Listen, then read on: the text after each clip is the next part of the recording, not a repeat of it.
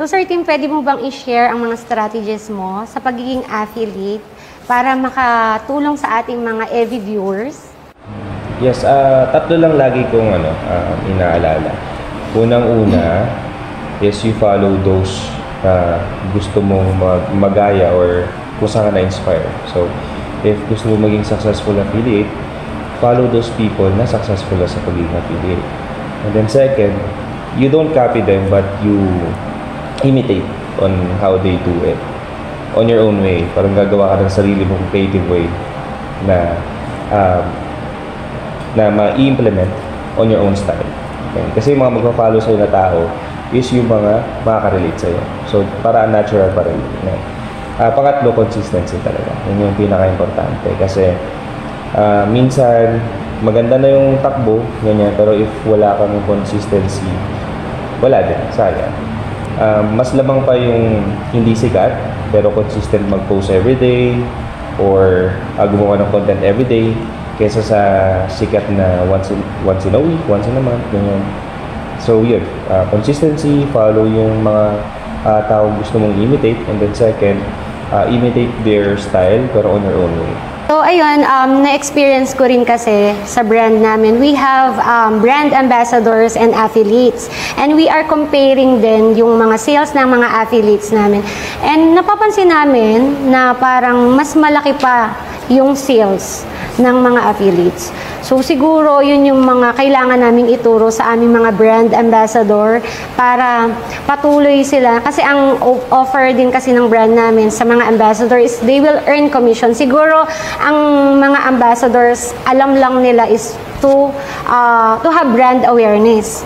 Pero hindi nila alam na meron pa silang pwedeng maging, kumbaga may gold.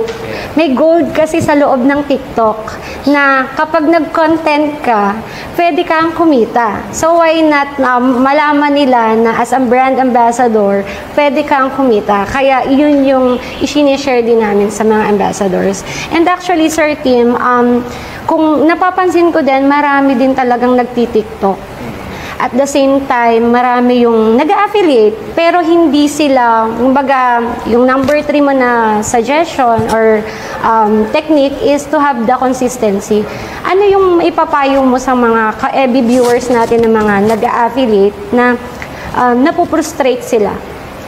Kasi minsan may mga, kahit ako, minsan parang may video ko na pinaghirapan, pero hindi siya nagkaroon ng engagement. Ano yung mapapayo mo doon?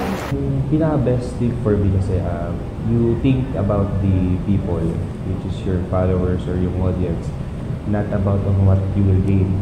Yun yung pinaka-best kasi na intention mo dapat. Kasi if you focus on what you can gain, tapos gumawa ka na isang content at hindi mo nakuha yung gusto mo, like commission, ganun, or maraming sales, doon nag-start yung frustrations and you will feel na you're not good or you're not doing better, ganyan.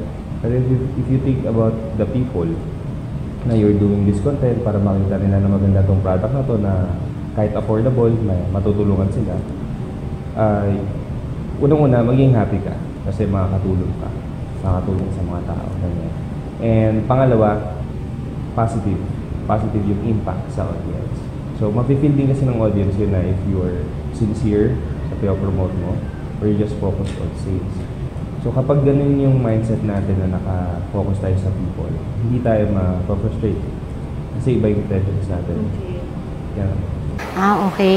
So, nakarelate ako dun, sir. Kasi actually, di ba, I have TikTok account.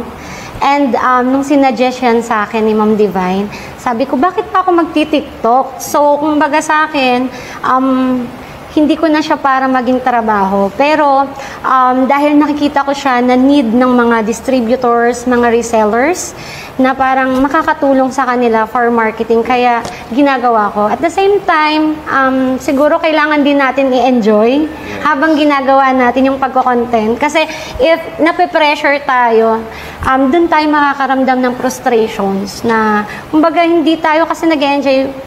Pag hindi natin na-enjoy yung isang bagay o yung ginagawa natin, hindi magkakaroon ng magandang resulta. So katulad sa ginagawa ko, so ako kahit minsan walang engagements or walang sales or hindi ko yun iniisip. As long as para sa akin, nakapag-give back tayo sa community and sa mga followers natin, masaya na ako doon kasi nakakatulong tayo. So, si Lord nang bahala na magbigay talaga sa atin ng mga blessings. Kasi nandun naman yung kasabihan, di ba? The more you give, the more you receive. Kung hindi man ngayon, darating din ang time, di ba? So, yun. So, isa sa mga na-experience ng mga affiliates sa ngayon, or actually mga online seller, na parang napuprostrate sila, or parang sayang naman yung effort ko kasi nasira yung account ko.